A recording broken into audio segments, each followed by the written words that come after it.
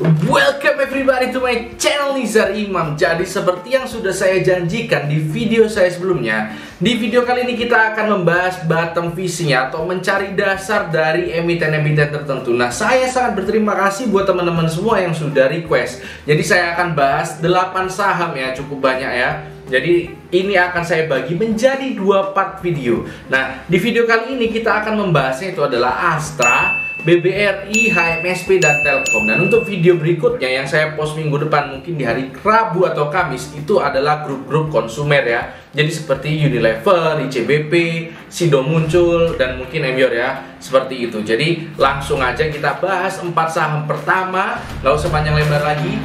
Let's go.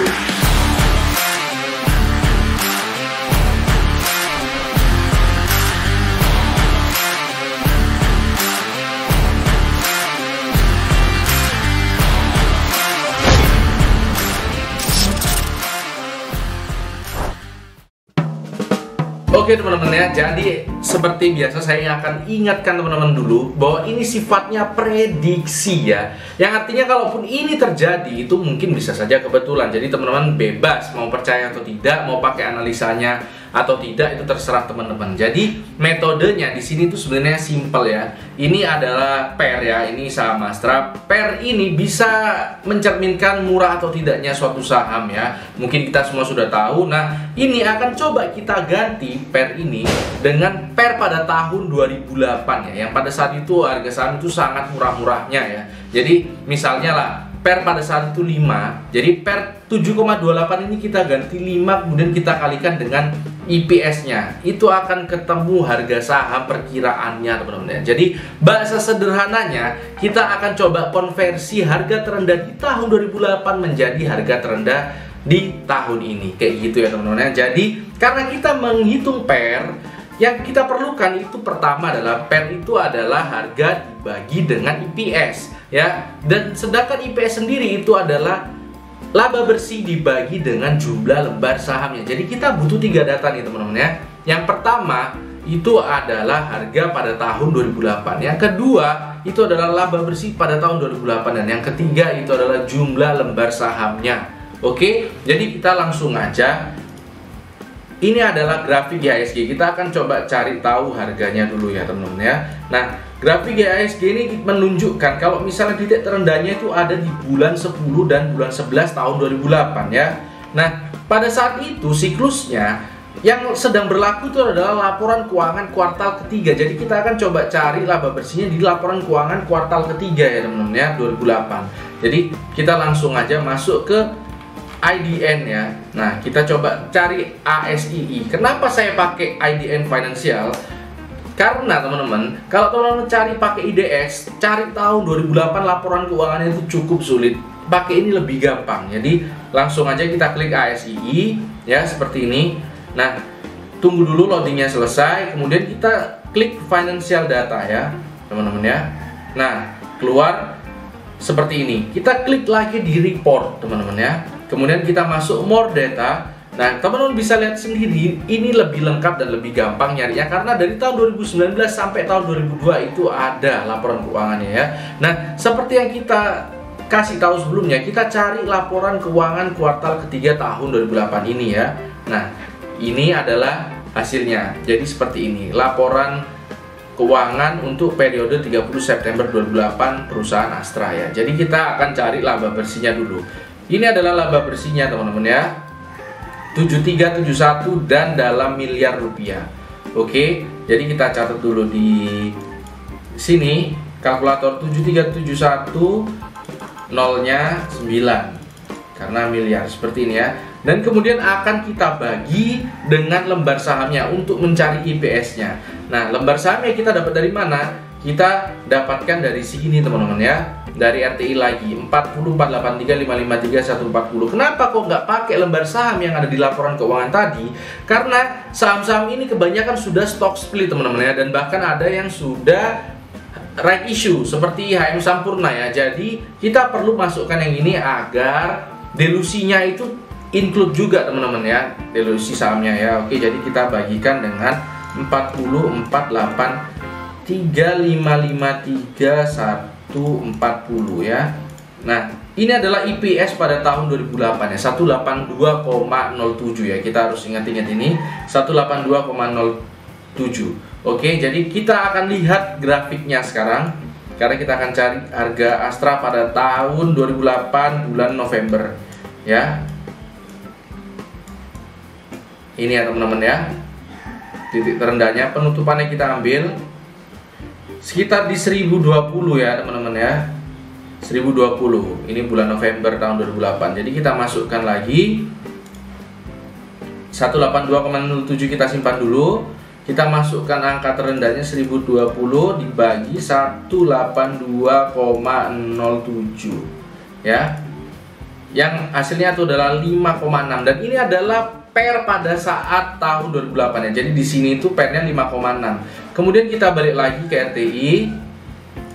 Kita kalikan dengan IPS-nya yang sekarang ya, 536. Kita kali langsung 536. Hasilnya adalah 3002 teman-teman ya. 3002 itu adalah kemungkinan titik terendahnya Astra jika mengacu pada tahun 2008, dan sekarang masih 3900, yang artinya masih ada ruang untuk turun ya teman-teman ya. Seperti itu. Nah, untuk 3 saham lainnya saya tidak akan mengulangi cara ngitungnya. Jadi saya akan sajikan data Excel seperti ini yang sudah saya olah ya teman-teman ya. Jadi tinggal masukkan tadi price-nya, kemudian laba bersihnya, kemudian shares-nya, sisanya tinggal ya ini langsung otomatis ya, ada rumusnya. Jadi BBRI seperti itu, HMSP seperti itu, TLKM seperti itu. Cuma di sini saya masukkan price-nya itu enggak pada saat November 2008 ya, seperti ini ya, 395. Ini enggak November. Kenapa? Karena kalau teman-teman lihat di IDN Financial seperti ini, kita cari HMSP misalnya ya. Nah, di sini kita masuk ke financial data.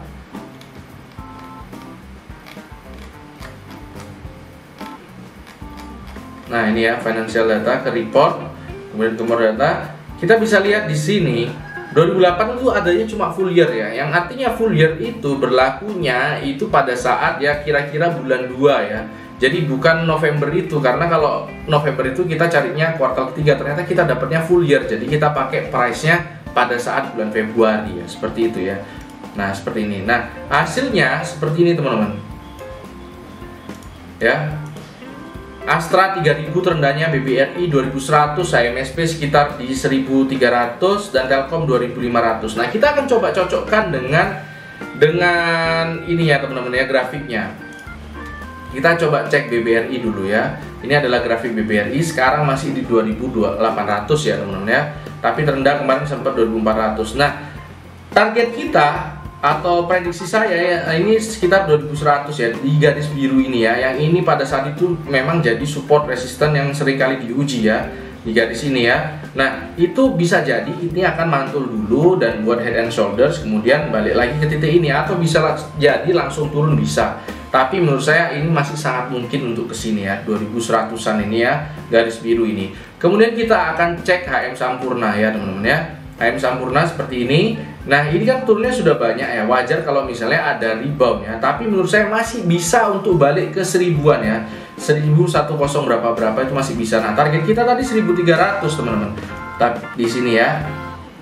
Nah, pada posisi ini sebenarnya 1300, tapi kita harus ingat pada tahun 2008 ini seperti ini ya teman-teman ya. Jadi kita menggunakan prediksi dengan acuan bulan Februari ya, sedangkan terendahnya itu di bulan 11 harusnya ya, karena mengikuti IHSG-nya. Nah, kalau bulan Februari itu sudah naik ya, sudah naik beberapa ya. Jadi 1300 itu bukan dasarnya banget di tahun 2008, tapi itu sudah naik beberapa poin ya. Jadi harusnya masuk akal kalau ke 1000 ya. Jadi terendahnya di 1000 baru naik ke 1300 beberapa bulan kemudian. Kira-kira seperti itu ya.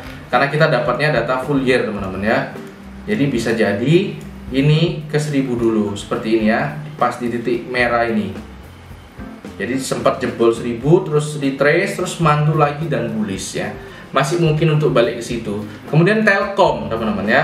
Telkom seperti ini ya, 2500. Jadi Telkom ini sempat menyentuh titik ini kemudian mantul, tapi menurut saya bisa jadi skenario-nya seperti ini. Jadi dia akan buat lower high dulu di sini, mantul, kemudian baru turun sampai ke sini ya. Karena ini bisa pas gini teman-teman ya. Ini adalah titik resisten yang 2 kali diuji juga ya. Jadi ini cukup kuat 2500 nih ya. Kemungkinan akan balik ke situ bisa terjadi. Seperti itu ya teman-teman ya. Kemudian yang saya ingin sampaikan di video berikutnya itu saya akan masukkan juga dari 4 saham yang baru ini, kemudian saya akan masukkan saham-saham di sektor konsumer ya, yang kemudian nanti di video itu saya akan bagikan Excel ini ya, sekaligus dengan 4 saham di sektor konsumer tadi. Jadi teman-teman bisa download dan buat hitungannya sendiri untuk saham-sahamnya, jadi nggak perlu khawatir ya teman-teman ya. Itu aja. Dan sekaligus mungkin di video itu yang saya post hari Rabu atau Kamis itu saya akan menjawab beberapa pertanyaan krusial ya tentang IHSG. Oke.